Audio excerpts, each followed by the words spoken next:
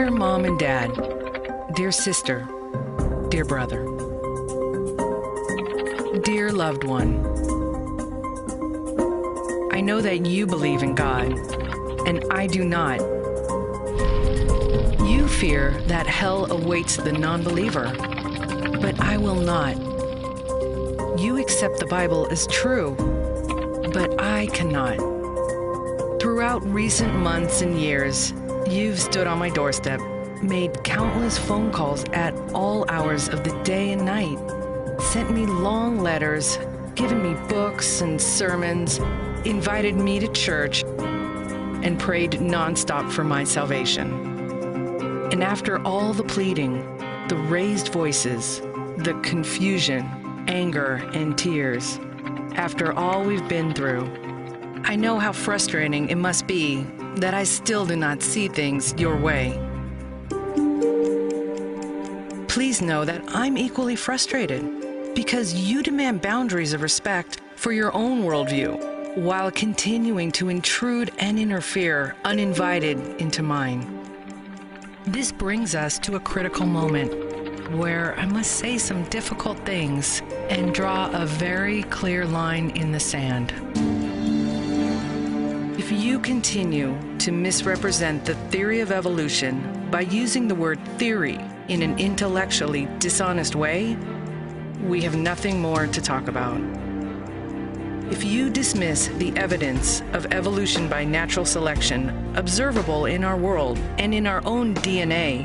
and you instead believe that our true origins involve a lonely, floating being in outer space and a naked man and woman in a sacred garden with an enchanted tree and a talking snake, we have nothing more to talk about.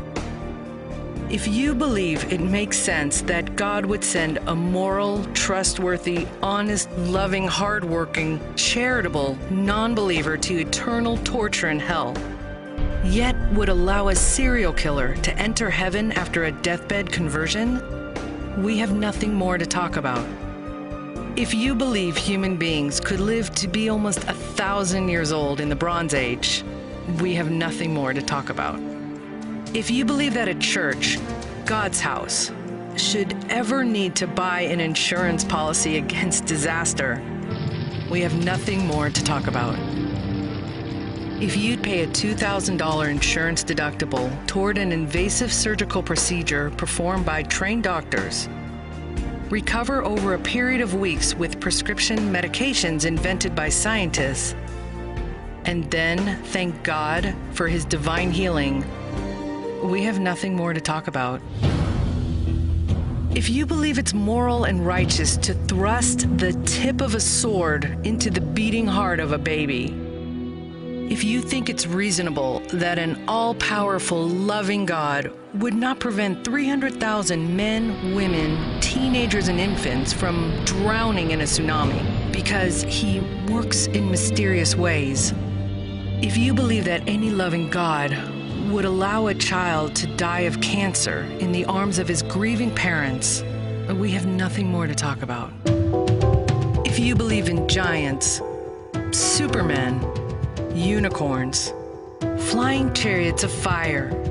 the undead, leviathans, healing mud, talking animals, and the biblical account of a man who spent 3 days underwater living in the belly of a giant fish, we have nothing more to talk about. Finally, at the end of the day, please know that I do love you.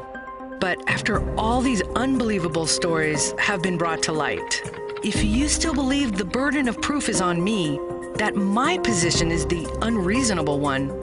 the fantastic one, the laughable one, and if you cannot and will not treat me, my private life, my choices, my personal boundaries, and my worldview with the respect I've so often asked for, we have nothing more to talk about.